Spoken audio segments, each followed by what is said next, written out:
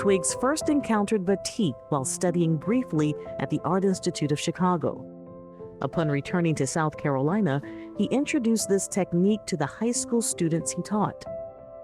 And then kids would do all kinds of stuff, you know, they'd dip it before it was completely dry and they'd put wax on it, and they got stuff that I didn't even know you could get with it because they broke all the rules, you know? And I was fascinated by the colors they got, and I began to say to myself, what happens if I try to paint with this?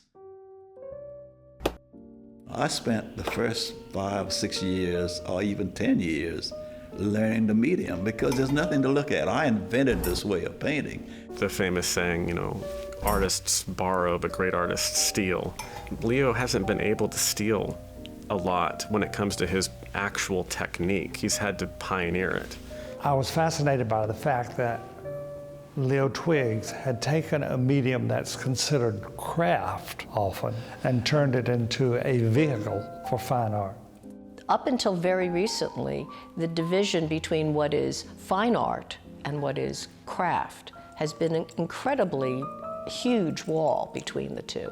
In the hierarchy of art established in the West, painting is often seen as the thing that's at the top. So if you have someone like Dr. Twiggs who is painting with dye, some museums might see this act of staining as opposed to painting as craft, and for that reason might still reject the sort of postmodern quality of what he's doing.